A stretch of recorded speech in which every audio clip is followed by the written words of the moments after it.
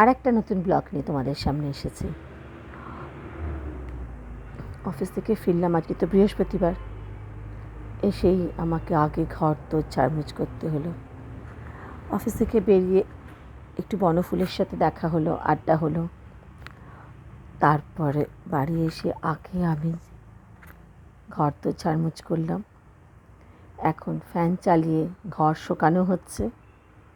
সেইটুকু সময় তোমাদের সঙ্গে একটু গল্প করছি। আজকে অফিসে বসে বসে হঠাৎ আমার একটা জিনিস মনে হচ্ছিল। সেটা হচ্ছে, কতদিন কেউ চিঠি লেখে না। মেসেজ আসে, হোয়াটসঅ্যাপ আসে, মেল আসে, ইউটিউবে কমেন্ট আসে, রিলে কমেন্ট আসে, বাট চিঠি সুন্দর এনভেলাপে বা ইনল্যান্ডে বা পোস্ট কার্ডে বা কোনো কার্ডের মধ্যে চিঠি আসে না। এখন পিয়নরা, পোস্টম্যানরা এসে শুধু credit card, debit card, electricity bill এইসব দিতে আসে, বাট চিঠি আসে না। লাস্ট কবে চিঠি এসেছে সেটা মনেও পড়ে না এখন আর। জানি না তোমাদের কি মনে আছে লাস্ট কবে তোমাদের নামে চিঠি এসেছে? কোনো দূরে কোনো আত্মীয় থাকার রিলেটিভ, তার চিঠি, বা কোনো বন্ধুর চিঠি, বা তোমাকে যে ভালোবাসে তার চিঠি, বা হাজব্যান্ড বাইরে আছে সে কোনো চিঠি পাঠিয়েছে, মনে পড়ে? পড়ে না, না? আমার লাস্ট মনে হয় আমি যখন আগে অফিসে ছিলাম বিল্লাতে, তখন একটা চিঠি এসেছিল। আমি গেলাম, রিসেপশন থেকে বলল তোমার একটা চিঠি এসেছে। সেই চিঠিটা এসেছিল কোনো বাইরে থেকে আমার এক বন্ধু পাঠিয়েছিল। চিঠিটা তো পেয়ে আমি আপ্লুত। এত সুন্দর লেখা, এত ভালো ভালো কথা, কতটা মিস করছে, কত কথা, না বলা কথা তার মধ্যে লেখা ছিল। অনেক দূরে তুমি বসে আমাকে মিস করছো, সেটা তুমি যদি ভাবো, তুমি কত দূরে বসে তুমি কাউকে মিস করছো, তারপর তোমার একটা চিঠি এলো, তার মধ্যে সেটা লেখা। কী রোমাঞ্চকর না? কী অদ্ভুত একটা অনুভূতি না? কী ভালো লাগার মুহূর্ত না? সেই একটা চিঠি এসেছিল আবার অনেক আগে। সেটা ঠিক কত বছর আগে আমি এখন বলতে পারবো না, হয়তো 15-18 বছর আগে। আগে আমাদের স্কুলে যখন ভ্যাকেশন থাকতো তখন স্কুলের বন্ধুরা বন্ধুদের চিঠি লিখতাম। আমার এখনও মনে আছে, আমাকে মৃদুলা, আমার স্কুলের বন্ধু, কত চিঠি লিখেছে পোস্ট কার্ডে। চিঠি না এলে, দেরি হয়ে গেলে কাউন্ট করতাম। যেই পিয়ন যাচ্ছে পাড়া থেকে তাকে জিজ্ঞেস করতাম, পিয়ন কাকু আমার কোনো নামে কোনো চিঠি আছে? প্রতিদিন হতাশ হয়ে যেতাম। আমরা জানতাম কোন সময়টা পিয়ন আসবে। হয়তো বাড়িতে দিদির নামে চিঠি এসছে, বাবার নামে চিঠি এসছে, আমার নামে আসছে না। খুব মন খারাপ হয়ে যেত। তারপর যখন ক্লাস 10-এ আমরা দুজন পাশাপাশি বন্ধু বসতাম, মান অভিমানে ভরা চিঠি লেখা হতো। সেগুলো কি মিষ্টি অনুভূতি। আর পুজোর ছুটি, গরমের ছুটির সময় আমার অনেক চিঠি আসতো আমাদের। তারপরে যখন প্রেম করলাম তখন আমাদের দুজনের রেগুলার দেখাও হতো, আবার রেগুলার দুজন দুজনকে চিঠি লিখতে হবে। এটা একদম ছিল আমাদের কম্পালসারি। আর সেই চলে যাওয়ার পরে সেই চিঠি গোপনে পড়া, মানে সেই চিঠি কোথায় রাখবো? তখন তো আমাদের নিজস্ব কোনো লকার টকার থাকতো না। সেই চিঠি কোথায় রাখবো, কী করে লুকোবো, কোথায় লুকোবো, বারবার করে পড়বো। সব তো খোলামেলা, যে কোনো বই বাবা মা দেখতে পারে। নিজস্ব কোনো ডায়েরি বলে কিছু নেই, মানে কোথাও লুকিয়ে রাখার মতন জায়গায় তখন পাওয়া যেত না। কখনো মলাটের মধ্যে ঢোকাচ্ছি, মানে সে একটা অদ্ভুত ব্যাপার। লাস্টে লুকিয়ে রাখাই যেত না, চিঠি পেয়ে যেত।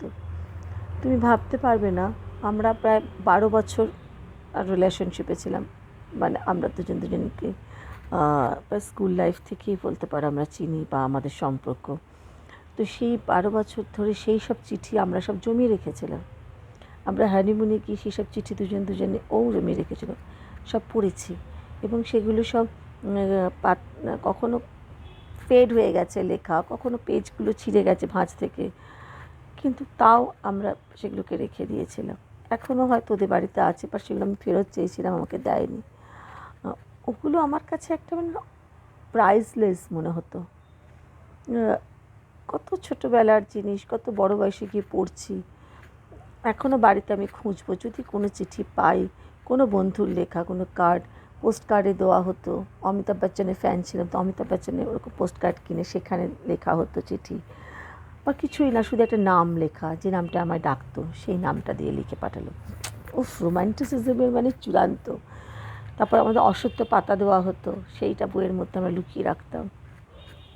এছাড়াও যে সমস্ত ছেলেরা আমাকে পছন্দ করতো, তারাও কখনো কখনো কোনো টিউশনে গেছি, একটা আমার কাছে হয়তো কোনো নোটবুক নিয়েছে, যখন ফেরত দিচ্ছে তার মধ্যে কিছু একটা এলো, মানে এরকমও তো কত ছিল।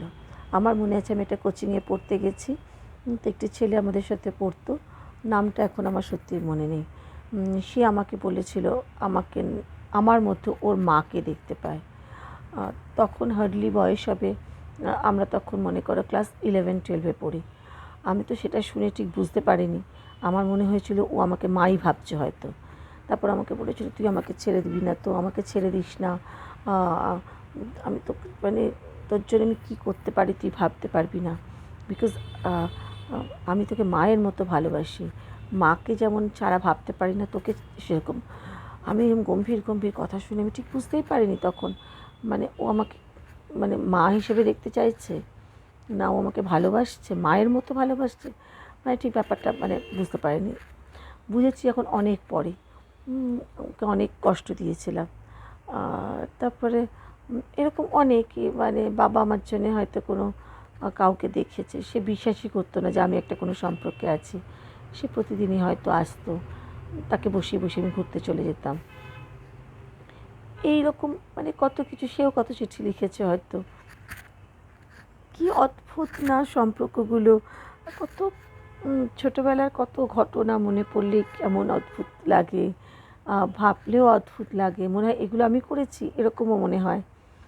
তো যেটা বলছিলাম চিঠির প্রসঙ্গ, মেসেজ লিখে, এই যে সবাই এখন যাদের অ্যাফেয়ার আছে, বা এখনকার যে ট্রেন্ডটা চলছে, হোয়াটসঅ্যাপে স্মাইলি দিয়ে দিল, একটা কিছু করলো, পরে ওগুলো দেখা হলো। আমাদের তো একটা চিঠি পেতে গেলে অপেক্ষা করতে হতো, তখন খুশি ফোন করতে পারতাম না, প্রচুর রেস্ট্রিকশানস থাকতো না ফ্যামিলিতে, তো তার মধ্যে একটা অদ্ভুত আকর্ষণ থাকতো, যে কতজনের তো প্রতিদিন দেখাও হতো না, তো সেগুলোর মধ্যে একটা আকর্ষণটা কিন্তু অন্যরকম। বাবা মা বাসের ভাড়া দিত, সেই ভাড়া বাঁচিয়ে আমরা সেই কলেজ থেকে সল্টলেক হেঁটে হেঁটে আসছি, ওইটুকুই টাকা, মানে সত্যি কথা, মানে ওই ওই প্রেম, আমরা যে বয়সে আমরা যে প্রেমটা করেছি সেই প্রেমটা এখন আর বাচ্চাদের কেউ করে না। তো সেই চিঠিগুলো না, এই চিঠিগুলোর মধ্যে কত সুন্দর সুন্দর লেটার হেড কেনা হতো, কত রকমের লেটার হেড, কোনোটা দিয়ে সুন্দর গন্ধ বেরোচ্ছে, এবং জন্মদিন আমরা এরকমই সব গিফট করতাম, ভালো পেন, ভালো লেটার হেড, তারপরে ভালো এনভেলপ, তারপরে ভালো ফুল, তারপর এরকম জিনিসপত্র, বই দেওয়া হতো। কিন্তু এখন সব খুব মেটেরিয়ালিস্টিক হয়ে গেছে, এখন বাচ্চাদের কাছে অনেক পয়সাও অনেক বেশি, সেই জন্যও হয়তো হবে। আমাদের কাছে এরকম টাকা পয়সাও থাকতো না, আর আমরা খুব ছোটো ছোটো জিনিসের মধ্যেই খুব খুশি থাকতাম, এর বেশি ভাবতেই পারতাম না, বড় বড় হোটেলে যাওয়া ভাবতে পারতাম না, অনেক কিছুই ভাবতে পারতাম না, কিন্তু প্রেমটা ছিল ফির ইন্টেন্স। ঝগড়া হচ্ছে যখন, সেটাও যেমন তার গভীরতা, আর মনে হচ্ছে না সব পৃথিবীর দুনিয়া একদিকে চলে গেল, আর আমি একদিকে চলে গেছি, মানে এইরকম দুনিয়া যেন শেষ, বাবা মা সারা দুনিয়া যেন মনে হচ্ছে সব শেষ হয়ে গেল আমাদের ঝগড়া হলে। বাট যে চিঠিগুলো যেন যখন আমরা পড়ছিলাম পরবর্তীকালে, সেই চিঠিগুলো পড়তে পড়তে দুজনের মধ্যে ঝগড়া হয়ে যাচ্ছে, হ্যাঁ তুই এটা করেছিলি, আমাকেও বলছে তুই ভীষণ ঝগড়া করতিস, তুই ভীষণ ঝগড়া করিস সব কিছু নিয়ে, মেয়েরা যেমন হয় ভীষণ ন্যাক করি, আমি হয়তো বললাম যে না তুই এরকম করতিস, পড়াশোনা করিস না, খালি আড্ডা মেরে বেড়াস, সেই জন্য আমি এরকম করতাম। কত স্বপ্ন ছিল সেই চিঠিগুলোর মধ্যে, কত কমিটমেন্ট ছিল সেই চিঠিগুলোর মধ্যে, কত ছেলে মানুষই ছিল, কত পাগলামি ছিল।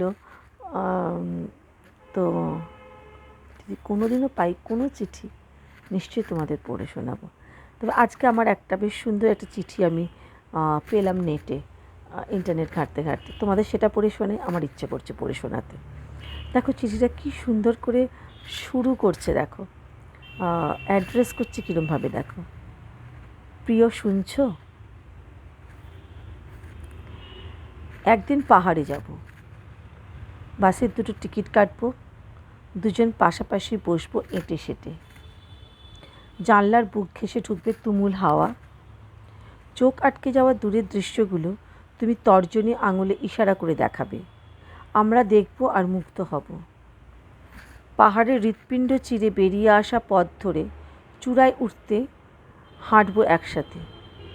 মাঝপথে এসে উঁচু ভীতি আমার কলিজা কেঁপে উঠলে পাশ থেকে শক্তপোক্ত একজোড়া ভরসার হাত বাড়াবে তুমি।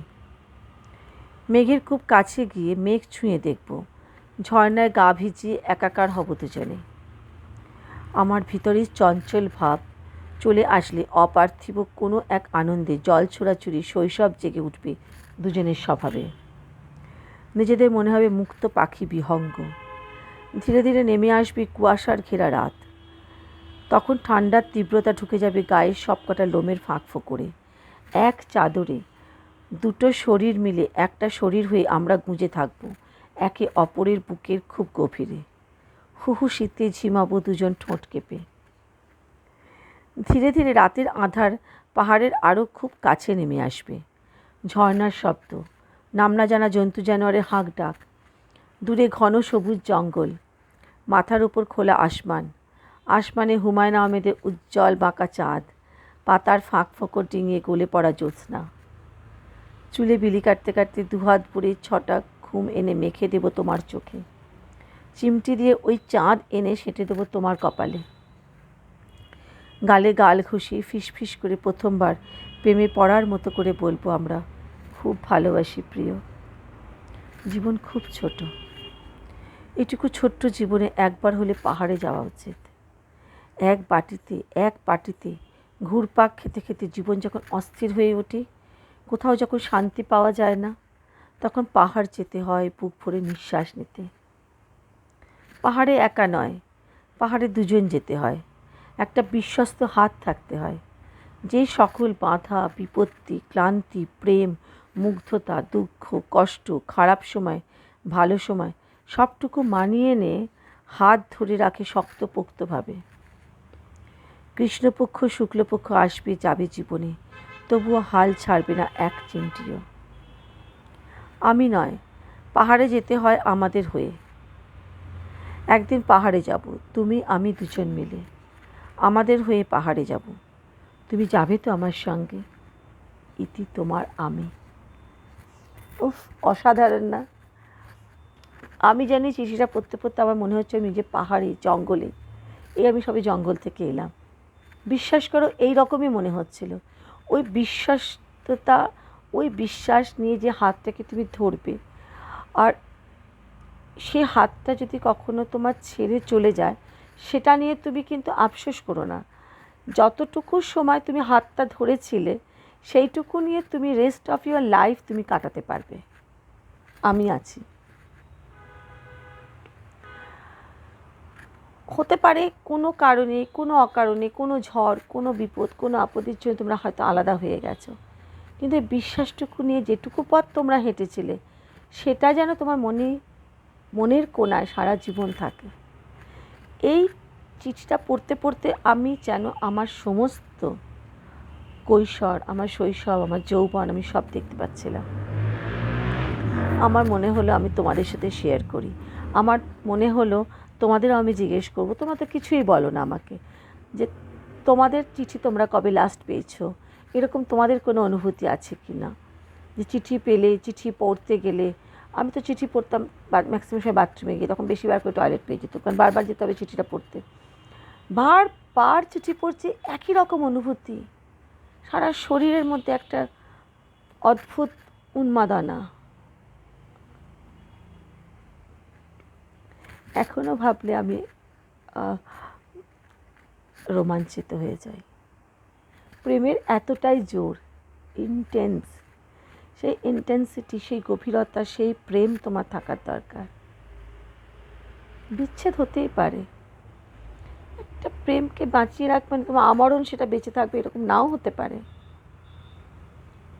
আরেকটা জিনিস আমার মনে হয়, প্রেম যদি হারিয়ে যায়, প্রেম যদি শেষ হয়ে যায়, সেই সম্পর্কটাকে মরা সম্পর্কে টেনে নিয়ে যাওয়ারও কি কোনো মানে আছে?